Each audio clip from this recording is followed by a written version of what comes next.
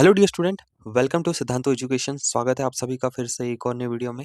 बज चुके हैं 7 और आप देख रहे हैं मेरे साथ डेली करंट अफेयर क्लासेस। तो चलिए शुरू करते हैं इस प्यारे से सेशन को। लेकिन उससे पहले डियर स्टूडेंट्स याद रखना, दुनिया सिर्फ रिजल्ट को सल्यूट करती है, पर रिजल्ट सिर्फ वही लाता है जो रोज सुबह जब बाकी लोग सो रहे होते हैं तब तैयारी करता है। So nobody cares about your story until you win. और जीतने के लिए डिसिप्लिन बहुत इंपॉर्टेंट होता है। तो चलिए आज के डेली करंट अफेयर क्लास की शुरुआत करते हैं, क्योंकि जो रोज अपडेट रहता है वही एग्जाम में आउट नहीं होता। ये गेम एक क्रिकेट की तरह है। बिल्कुल आपको ध्यान लगा के अच्छे से पढ़ना है और फोकस के साथ अपनी एग्जामिनेशन की तैयारी करना है।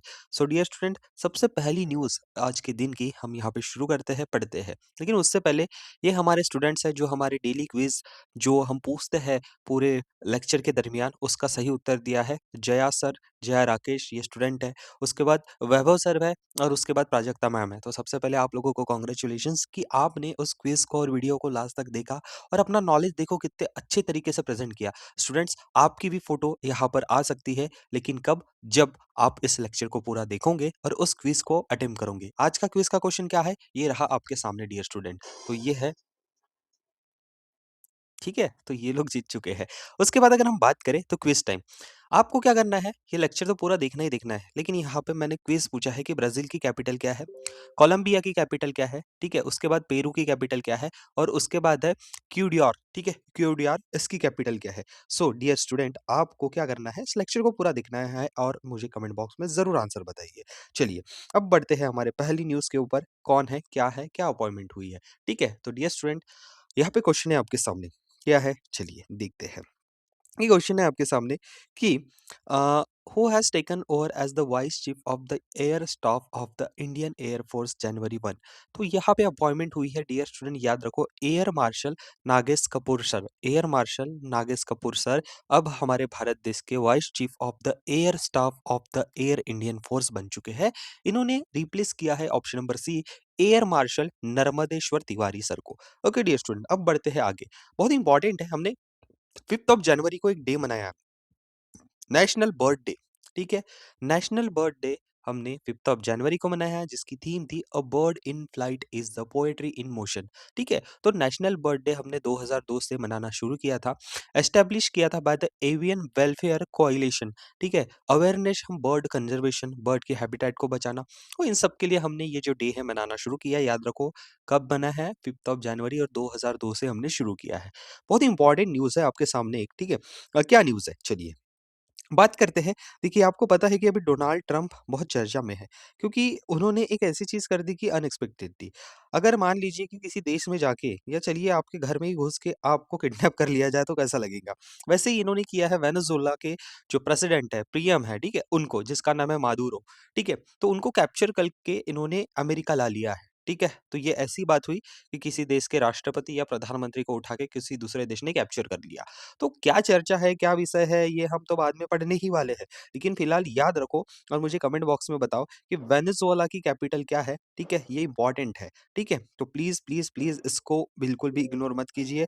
वेनेज़ुएला की कैपिटल स्टैटिक पार्ट में आपके एग्ज़ामिनेशन में रहने ही वाली है और ये पूछने ही वाले हैं डियर स्टूडेंट। तो don't don't don't ignore that. आगे बढ़ते हैं।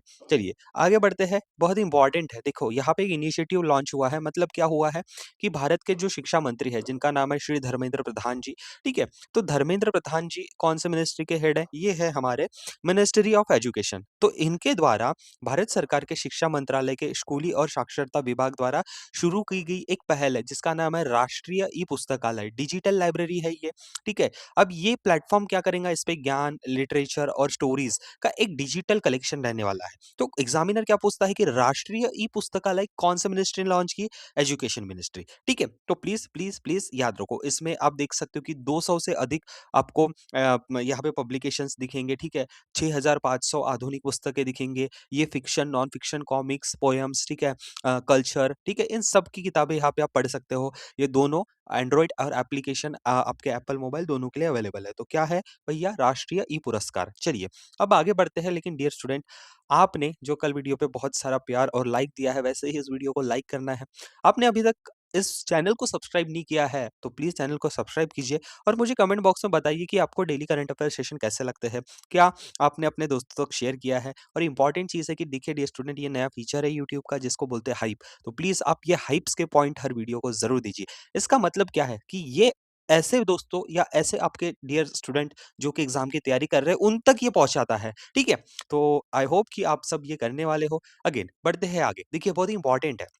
क्या चीज़ हुई है यहाँ पे? ये पढ़ते हैं।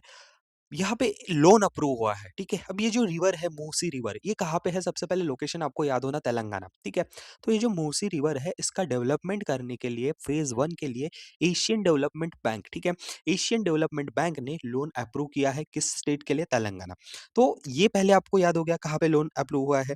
तो प्लीज़ आप मुझे बताइए कि तेलंगाना के सीएम कौन है? ठीक है? अगेन मेरा एक क्वेश्चन है। आप पहले वीडियो देख लीजिए और एक पेन और कॉपी हमेशा लेके ज़रूर बैठिए जब मेरा लेक्चर होता है, राइट? तो एशियन डेवलपमेंट बैंक की अगर हम बात कर ही रहे हैं, तो ये जो है एशियन डेवलपमेंट बैंक, इसका हेडक्वार्टर कहाँ पे है? इसका हेडक्वार्टर आपको फिलीपींस में मिलेगा, ठीक है? तो प्लीज़ ये मैं आपको लिखवा देता हूँ तो ताकि आपको याद रहे। जब बात हो ही रही है तो थोड़ा हम स्टैटिक भी चीज़ें कवर करते हैं, ठीक है? एशियन डेवलपमेंट बैंक्स का हेडक्वार्टर कहाँ पे है? ठीक है? फिलीपींस, ठीक है? फिलीपींस। प्लीज़ याद रखिए। स्टैटिक क्वेश्चन जब भी कोई ऑर्गेनाइजेशन आपको दिखती है तो प्लीज़ उसका गूगल कर भी लीजिए, राइट? चलिए, मनीला फिलीपींस, ठीक है? याद रखिए मनीला फिलीपींस, ठीक है? मनीला फिलीपींस में इसका हेडक्वार्टर एस्टैब्लिश्ड है। चलिए अब अगर बात हो ही गई है एशियन डेवलपमेंट बैंक की, तो एशियन डेवलपमेंट जो बैंक है, आप मुझे बता सकते हैं कि एशियन डेवलपमेंट बैंक के हेड प्रेसिडेंट कौन है?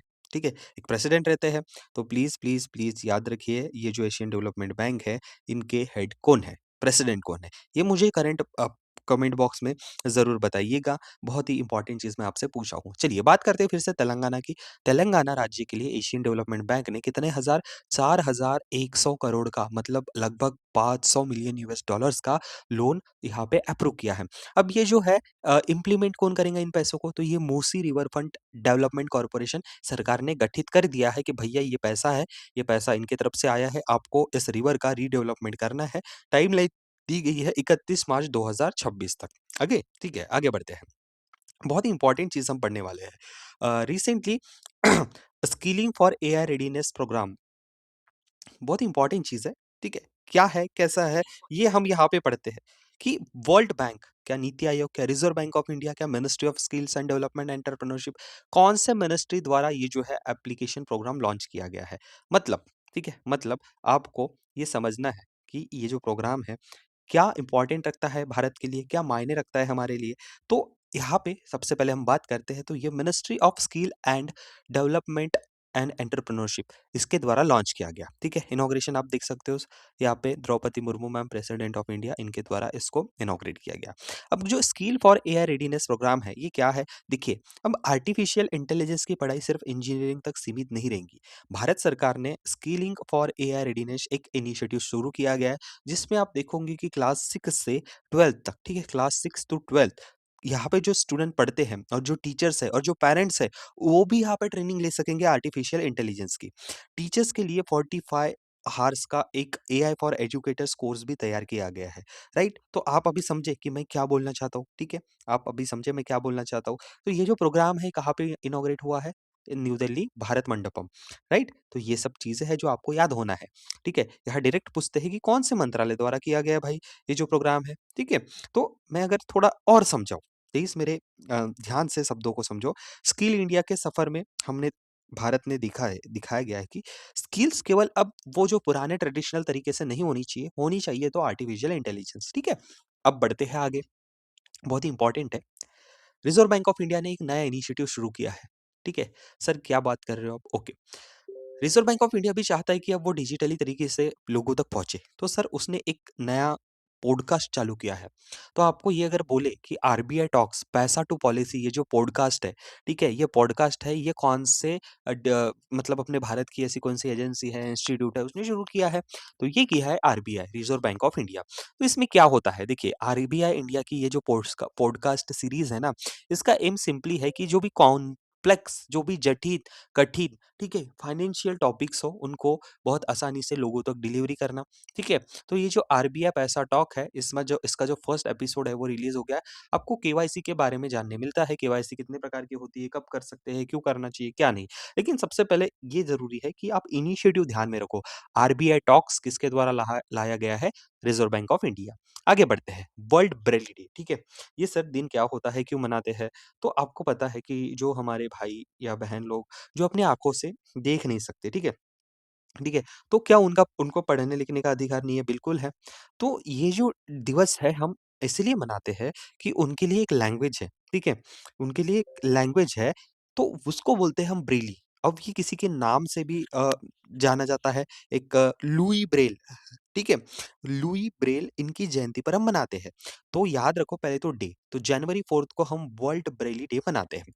उसके बाद देखिए ये जो ब्रेल लिपि है, ये 6 डॉट टिकल सिस्टम है, जिसमें लेटर्स, नंबर, म्यूजिक, साइंस, ठीक है? ये इनेबल करती है पढ़ाने के लिए, पढ़ने के लिए, ठीक है? अगर हम बात करें तो वर्ल्ड ब्रेल डे हम मनाते हैं लुई ब्रेल, इनका जन्मदिन रहता है 4th ऑफ जनवरी को, ठीक है? तो एक फ्रांस के शिक्षक थे जिन्होंने ब्रेल लिपि का आविष्कार किया। लुई ब्रेल ने बहुत कम उम्र में, ठीक है? याद रखो लुई ब्रेल ने बहुत कम उम्र में एक दुर्घटना के कारण अपनी आँखें और दृष्टि दोनों खो दी थी। लेकिन उन्होंने जो अंधापन या अंधत्व को अपनी लिमिटेशन नहीं बनने दिया, ठीक है? और 6 उभरे हुए बिंदु पर आधारित एक ऐसी प्रणाली विकसित की जिसे टच करके आप पढ़ सकते हो, राइट? तो अगर हम बात करें तो संयुक्त राष्ट्र ने 2019 में इसको ऑफिशियल लैंग्वेज जो लोग इसको पढ़ना चाहते हैं, जिनकी आँखें या अंधत्व आता है, ये उसको पढ़ सकते हैं। आप टच करके, महसूस करके इसको पढ़ सकते हो। डेट याद रखो कब मनाते हैं? 4th of January Louis Braille के बर्थडे के दिवस में। बहुत ही इम्पोर्टेंट है। चलिए याद रखते हैं। क्या चीज़ आ रही है? अ, India's broadband subscriber cross 1000 crore, ठीक है? तो सॉरी। ये जो न्यूज़ है आपको इम्पोर्टेंटली पता बताती है कि ये जो ब्रॉडबैंड कनेक्शन होते हैं, ब्रॉडबैंड सब्सक्राइबर होते हैं, ठीक है? ब्रॉडबैंड सब्सक्राइबर्स होते हैं, ये हमारे भारत देश में बहुत बढ़ गए हैं, ठीक है? भारत देश में बहुत बढ़ चुके हैं। तो सबसे पहले अपने को ये पता होना कि क्या चीज़ है ये? क्या अचीवमेंट है? क्या डेटा आया है? कौन-सी कंपनी के ब्रॉडबैंड सब्सक्राइबर्स हैं, ठीक है? ब्रॉडबैंड सब्सक्राइबर्स है, ये ज़्यादा है, ठीक है? तो अभी-अभी यहाँ पे डेटा आया है कि भारत देश ने 100 करोड़, ठीक है? 100 करोड़ लोग क्रॉस कर लिया है, ठीक है? तो प्लीज़ आप ये डिटेल इन्फॉर्मेशन समझो, ठीक है? कि 1 अरब से ज़्यादा सोचो कि एक ज़माना था जहाँ पे लोगों के पास इंटरनेट की सुविधाएँ नहीं थी। और आज के दिन आप देखो कि 1 अरब मतलब 100 करोड़ से ज़्यादा हो गई है। तो पिछले 10 सालों में आप अगर गिनती कर सकते हो तो 6 गुना ज़्यादा से बढ़ोतरी यहाँ पे दर्शाई गई है। ठीक है? अगर मैं आपको फैक्चुअल डेटा बताऊँ थोड़ा-सा ध्यान में समझो, नवंबर 2015 में सिर्फ़ कितने यूज़र थे ब्रॉडबैंड के, जो इंटरनेट सर्विस ब्रॉडबैंड कनेक्शन से लेते हैं? वो है 13.15 करोड़। सोचो 13.15 करोड़ से अब कितने पे आ चुके हैं? 1 अरब मतलब 100 करोड़, राइट?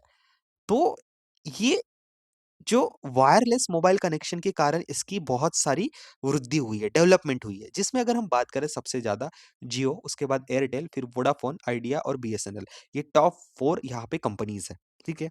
याद है आपको? तो ये बहुत ही इम्पोर्टेंट चीज़ है, कंपनीज़ का नाम भी याद रखो और आपको जो मैंने बताया कि कितने लोग यहाँ पे क्रॉस हो चुके हैं, तो ये बहुत ही इम्पोर्टेंट चीज़ आपको याद रखना है।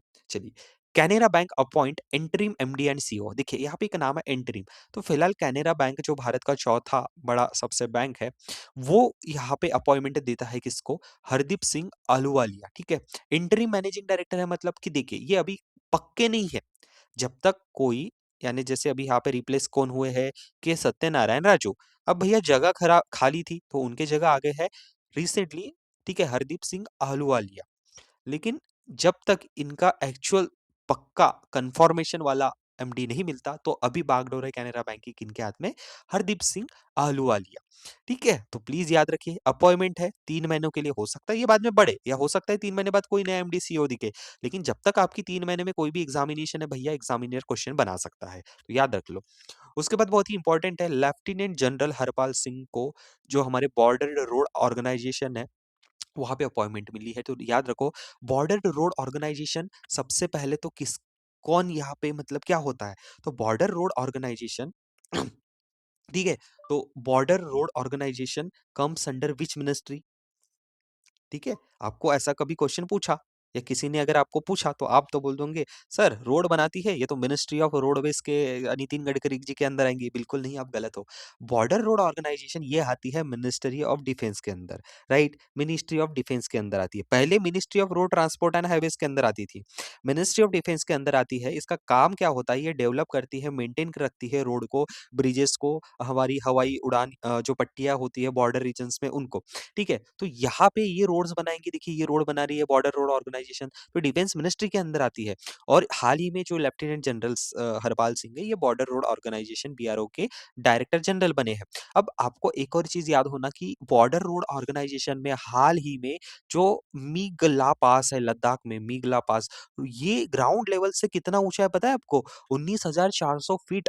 और इन्होंने इतनी ऊँचाई पे चलने लायक मतलब बाइक जा सकती है, गाड़ियाँ मोटर जा सकती है, इतना हाईएस्ट लेवल पे रोड बनाया है। तो डियर स्टूडेंट याद रखो मिगला पास लद्दाख, ये जो रोड है मोटरेबल रोड बोलते हैं इसको, मोटरेबल रोड मतलब जहाँ पे गाड़ियाँ, वाहन, व्हीकल चल सकते हैं, मिगला पास इसका नाम है। और हाइट याद रखो 19,000 1400, ठीक है? याद रखना। और हरपाल सिंह सर को। आगे बढ़ते हैं, ये बहुत इंपॉर्टेंट यहाँ पे अपॉइंटमेंट्स है, तो पढ़ते हैं हाल ही में इंपॉर्टेंट। नेशनल इन्वेस्टिगेशन एजेंसी, तो यहाँ पे राकेश अग्रवाल है। प्रवीण रंजन सीआईएसएफ के डायरेक्टर जनरल है। आईटीबीपी के डायरेक्टर जनरल प्रवीण कुमार। संजय सिंघल है एसएसबी के डीजी। प्रवीण कुमार है बीएसएफ के डीजी। सीआरपीएफ के डीजी है ज्ञानेंद्र प्रताप सिंह। इंपॉर्टेंट है 1 अक्टूबर को यहाँ पे एनसीसी जो होता है वीरेंद्र वत्स। परमेश शिवमणि ये है आईसीजी के डायरेक्टर जनरल। पीयूष आनंद है एनडीआरएफ के डीआईजी।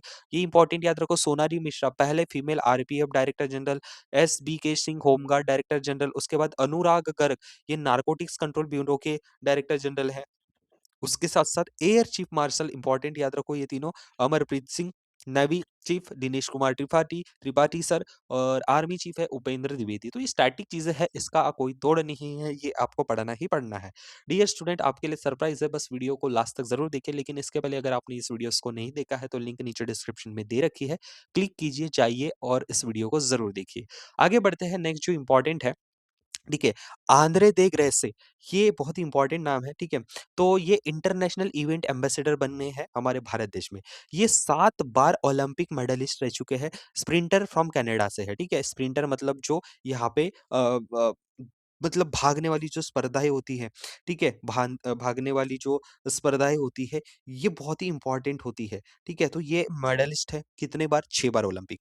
इनको इंटरनेशनल इवेंट एम्बेसडर बनाया है, क्योंकि जो टाटा मुंबई मैराथन हर साल होती है, इसका प्रचार-प्रसार पूरे ग्लोबल लेवल पे होना चाहिए। इसका 21st एडिशन हो रहा है टाटा मुंबई मैराथन का। ऑब्वियसली ये मुंबई में हो रही है। 18 जनवरी 2026 से मुंबई, महाराष्ट्र से ये इवेंट स्टार्ट होने वाला है। और 2004 में इस इवेंट से, मतलब सोचो इतना पुराना इवेंट है, तो चर्चा में कहीं न कहीं है स्पोर्ट कैटेगरी में, तो आपको ध्यान ज़रूर, ज़रूर, ज़रूर रखना है। नाम याद रखो आंद्रे दी ग्रेसे। आगे बढ़ते हैं, which organisation successfully conducted Slavo launch of 2 Pralay missiles, confirming the precision and readiness for induction into Indian Armed Force। तो रिसेंटली भाई साहब यहाँ पे क्या हुआ है कि लॉन्च ऑफ 2 प्रलय मिसाइल्स, ठीक है? नाम याद रख लिया आपने, प्रलय मिसाइल्स, ओके। अब आप यहाँ पे समझो कि ये कौन सी ऑर्गेनाइजेशन ने लॉन्च किया है। तो ऑप्शन नंबर आपका लास्ट जो है डीआरडीओ, ठीक है? प्रलय मिसाइल, ओके। तो आपने को ये याद रखना है कि सबसे पहले रिसेंटली डीआरडीओ चर्चा में क्यों था। डीआरडीओ का हाल ही में हमने फाउंडेशन डे मनाया है, कब? 1 जनवरी को। 1 जनवरी को डीआरडीओ एस्टैब्लिश हुआ था, याद रखो 1 जनवरी 1958, ठीक है? 1958, 1958 1st ऑफ जनवरी, ठीक है? को डीआरडीओ का एस्टैब्लिशमेंट हुआ था। उसके बाद अगर हम बात करें तो जो रिसेंटली सक्सेसफुली कंडक्ट किया है उन्होंने लॉन्च ऑफ 2 भारत में बनी हुई प्रलय मिसाइल, कहाँ से? ओडिशा के तट से, ठीक है? जो यहाँ पे भारत के डिफेंस कैपेबिलिटीज को दर्शाती है, ठीक है? इसमें एकदम पॉइंट टू पॉइंट मारक क्षमता होती है। ये किसी भी दुश्मन को ध्वस्त करने में एकदम तैयार रहती है। पावरफुल मैसेज है कि भारत अब अपनी इस टेक्नोलॉजी और स्ट्रैटेजिक स्ट्रेंथ में आगे बढ़ रहा है। ठीक है डियर स्टूडेंट, बहुत इंपॉर्टेंट है। ये मैंने लास्ट लेक्चर में आपको पढ़ाया था। 44 junior national kho kho championship कहाँ पर हो रहा है? ये हो रहा है कर्नाटका, बैंगलोर। लेकिन रिसेंटली नरेंद्र मोदी जी ने इनॉग्रेशन किया है 72nd नेशनल वॉलीबॉल टूर्नामेंट का, ये खो खो चैंपियनशिप। अब ये जो नेशनल वॉलीबॉल टूर्नामेंट हो रहा है कहाँ पे? वाराणसी, जनवरी 4 तारीख से शुरू हो चुका है। आगे बढ़ते हैं, बहुत ही इंपॉर्टेंट चीज़ है, आप देखो याद रखो। मैंने अभी क्या बोला, 72nd नेशनल वॉलीबॉल टूर्नामेंट की फैक्ट आपको याद क्या रखना है कि नरेंद्र मोदी जी ने इनका उद्घाटन किया है। ये नेशनल टूर्नामेंट है, एक हमारे देश के नेशनल लेवल पे बच्चों को प्लेटफ़ॉर्म देता है, जिसका अगर हम बात करें तो इसका उद्घाटन हुआ था वाराणसी, उत्तर प्रदेश से। यहाँ पे 1000 से ज़्यादा प्लेयर्स आने वाला है, 58 प्लस टीम्स आने वाली है, ठीक है? तो याद रखो कि ये जो गवर्न कर रहा है इस पूरे टूर्नामेंट को, वो कर रहा है वॉलीबॉल फेडरेशन ऑफ इंडिया, जो 1951 में फॉर्म हुई थी, जिसका हेडक्वार्टर कहाँ पे है? चेन्नई। ठीक है डियर स्टूडेंट, अब बढ़ते हैं आगे। एक बार रिवीजन कर लेते हैं कि 2026 में इंपॉर्टेंट होने वाले समिट्स, क्योंकि ये बार-बार पूछता है और एग्जामिनेशन में स्टैटिक भाग रहेगा। तो ब्रिक्स समिट हो रहा है 2026 का इंडिया में। सीओ समिट हो रहा है किर्गिस्तान में, उसके बाद एशियन समिट हो रहा है फिलीपींस में। फिलीपींस में मैंने आपको शुरू में ही बताया था कि Asian development bank Manila Philippines में उसका हेडक्वार्टर है। G20 हो रहा है यूएसए में, G7 हो रहा है फ्रांस में, एपेक हो रहा है चाइना में, नाटो में हो रहा है तुर्की, ये जो कंट्री है, और सीओपी कॉन्फ्रेंस ऑफ पार्टीज, तो ये जो नाटो समिट और कॉन्फ्रेंस ऑफ पार्टीज है, ये हो रहा है आपके तुर्की में, और क्वाड समिट हो रहा है इंडिया में। तो ये अपने को हर लेक्चर में रिवाइज करना है ताकि एक मार्क तो कहीं ना जाए, ठीक है? इंपॉर्टेंट है, याद रखो। अभी आपको पता है ये छोटी-सी मधुमक्खी की प्रजाति है बी, ठीक है? बी बोलते हैं जिसको हम बीज़। उसका नाम है अमेज़ोनिया स्टिंगलेस।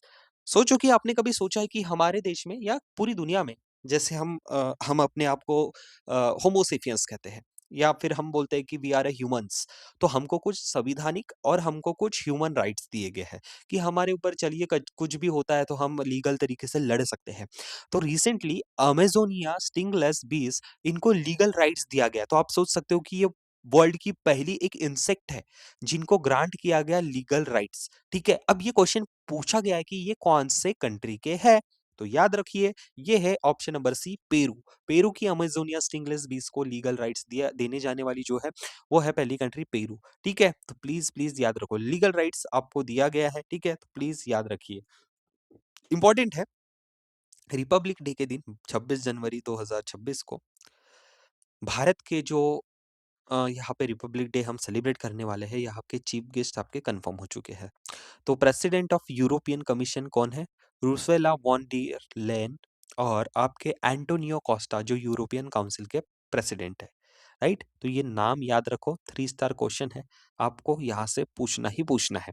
आगे बढ़ते ही देखिए यहाँ पे क्या डेवलप किया हुआ है, भारत के साइंटिस्ट ने पुणे में एक लैब है, ठीक है? जिसको बोलते हैं हम IITM पुणे। इन्होंने डेवलप किया है 3D printed automatic weather station, ठीक है? अंडर मिशन मौसम, ठीक है? सो ये जो है, ये पहला यूनिट इन्होंने बनाया है ऐसा, जो दिल्ली में फरवरी के महीने में एस्टेब्लिश होने वाला है। तो भारत के साइंटिस्ट ने क्या किया है, 3D print automatic weather station, ठीक है? अब ये काम क्या करेगा, ठीक है? ये काम क्या करने वाला है? सो इट विल हेल्पिंग, ये काम करेगा local weather forecast through dense cost effective solar powered observation. तो देखिए, क्या होता है कि बहुत इंपॉर्टेंट होता है कि हमें पहले से ही मौसम के बारे में जानकारी मिले। अब भैया ये कहाँ पे कारगर साबित हो सकता है? सबसे पहले तो हम बात करते हैं कि किसानों के लिए, ठीक है? अगर हम किसानों के लिए बहुत अच्छे से इस इम्प्लीमेंटेशन को, इस स्कीम को, इस प्रोजेक्ट को अ, लॉन्च करते हैं, ठीक है? लॉन्च करते हैं या इसका फ़ायदा उन तक पहुँचता है, पहले से ही उनको पता चल जाता है कि यार मौसम ऐसा-ऐसा रहने वाला है, उस अनुसार हम अपनी फसल को उस तरीके से लगाएँ, या फिर आने के पहले उस सारी चीज़ों का हम अनुमान लगा लिए, ठीक है? उसके बाद ये जो सिस्टम पूरा बना है, बहुत ही कॉस्ट इफेक्टिव है, सोलर पावर्ड रहने वाला है, ठीक है? तो और एक्यूरेसी के साथ हमको वेदर फोरकास्ट देगा। लेकिन 3D प्रिंटेड ऑटोमेटिक ये जो मशीन्स रहेंगी, ये 3D printed automatic weather stations रहने वाले हैं, राइट? चलिए, आगे बढ़ते हैं। अब ये न्यूज़ में क्या है, क्योंकि ये 3D प्रिंटिंग से बना हुआ है, 3D प्रिंटिंग अपने आप में एक नई टेक्नोलॉजी है। ये urban weather monitoring system based है, उसके बाद बनाया किसने है? IITM पुणे। प्रोग्राम कौन-सा है? मिशन मिशन मौसम। अब देखो, ये जो मिशन मौसम है ना, सबसे पहले आपको इसके बारे में पूछता है कि मिशन मौसम क्या है? देखिए, मिशन मौसम भारत सरकार की एक पहल है, जिसे कौन-सी ministry? Ministry of earth and sciences, मतलब पृथ्वी और विज्ञान मंत्रालय द्वारा शुरू किया गया है, जिसका लक्ष्य क्या है? मौसम पूर्वानुमान, अनुमान लगाना, मौसम का पूर्वानुमान लगाना और जलवायु सेवा को बेहतर बनाना, ताकि जैसे एकदम इमीडिएट जो मौसम की घटनाएँ होती हैं, उससे निपटने के लिए और भारत को मौसम तैयार और जलवायु स्मार्ट राष्ट्र बनाया जा सके। इसके तहत रडार जो हमारे सैटेलाइट्स होते हैं, सुपर कंप्यूटर्स होते हैं, इसके नेटवर्क को मजबूत किया जाता है। ठीक है? तो ये सब चीज़ होता है मौसम मिशन। अगर हम बात करें तो आगे 3D प्रिंटिंग और सोलर टेक्नोलॉजी की यूज़ यहाँ पे हुई है। जो मैंने अभी आपको बताया वही चीज़ है, ठीक है? तो ये जो सितंबर 11, 2024 में मिशन मौसम 2000 करोड़ रुपए हर साल इसको बजट दिया गया है, ठीक है? तो वेदर रेडी रहना है भारत को, क्लाइमेट के साथ स्मार्टनेस से हमको चलना है, याद रखो। देखिए, यहाँ पे क्या बहुत इंपॉर्टेंट न्यूज़ आ रही है, राजस्थान यहाँ पे होस्ट कर रहा है रीजनल एआई इम्पैक्ट कॉन्फ्रेंस, ठीक है?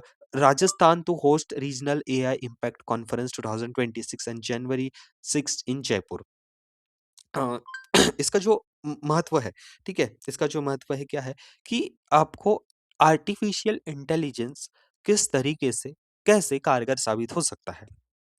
इम्पैक्ट समिट कि भारत देश की इकोनॉमी की बात कर सके, भारत देश में अगर हम बात कर सकें कि एजुकेशन में, भारत देश में अगर बात कर सकें कि क्या जॉब्स की क्रिएशन आर्टिफिशियल इंटेलिजेंस की मदद से, क्या भारत में स्किल्स डेवलपमेंट में जो एआई का काम आ सके, क्या भारत देश की जीडीपी में एआई का काम होता है, क्या उससे हम आगे बढ़ सकते हैं? तो ओवरऑल यहाँ पे आके लोग डिस्कस करेंगे, तो यहाँ पे minister of electronics and information technology Ashwini Vaishnaw और minister of state for electronics information technology Jitan Prasanna इस कॉन्फ्रेंस को होस्ट और अटेंड करने वाले हैं। बाकी याद रखो रीजनल एआई इम्पैक्ट कॉन्फ्रेंस 2026 कहाँ पर होने वाली है? जयपुर जनवरी में होने वाली है। राइट? तो 6 जनवरी मतलब जिस दिन आप ये वीडियो देख रहे हो उस दिन राजस्थान होस्ट कर रहा है। डियर स्टूडेंट अभी तक आपने इस वीडियो को लाइक नहीं किया है तो प्लीज़ लाइक कर दीजिए और ये काम ज़रूर कीजिए कि हाइप का बटन जो होता है हाइप के पॉइंट ज़रूर दीजिए। कमेंट करिए आपको वीडियो कैसा लगता है, शेयर करना मत भूलिए अपने दोस्तों तक और चैनल को सब्सक्राइब करना बिल्कुल भी मत भूलिए। ये रहा आपके लिए सरप्राइज़ डियर स्टूडेंट, अगर आप बैंकिंग या फिर आने वाली जो वैकेंसी है जो कि कन्फर्मेशन ऑलमोस्ट हो चुकी है, reserve bank of India assistant की वैकेंसीज़ और reserve bank of India attendant. तो डियर स्टूडेंट हमने यहाँ पे आपके लिए एक इनिशिएटिव लाया है बिल्कुल फ्री में, जहाँ पे प्रीलिम्स, मेंस और इंटरव्यू सारा सिलेबस कवर होगा मेरे तरफ से और यहाँ पे हमारे तरफ से पूरी टीम की तरफ से बहुत ही इम्पोर्टेंट यहाँ पे बैचेस और कंटेंट रेडी टू एग्जाम आपको डिलीवर किया जाएगा। बस आपको क्या करना है, आपको इस आपको चैनल को सब्सक्राइब करके रखना है, इस यूट्यूब चैनल को जिसमें आपको daily live lectures, expert facilities मिलेंगे, फैकल्टीज़ आपको हर सब्जेक्ट की तरह पढ़ाएँगे, डाउट क्लियर करेंगे, स्टडी मटेरियल्स मिलेंगा और ये कंप्लीटली फ्री बैच होने वाली है।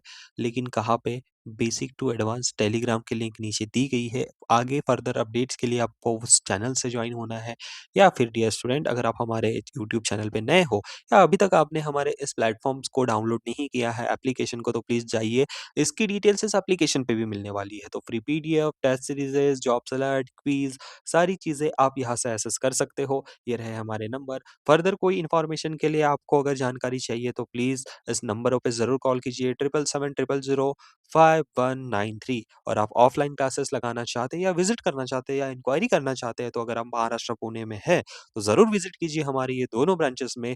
आपकी इच्छा अगर आप यहाँ पर आना चाहते हैं फर्स्ट ब्रांच या सेकंड ब्रांच कोई दिक्कत नहीं है। तो डियर स्टूडेंट्स लेक्चर में बने रहने के लिए धन्यवाद।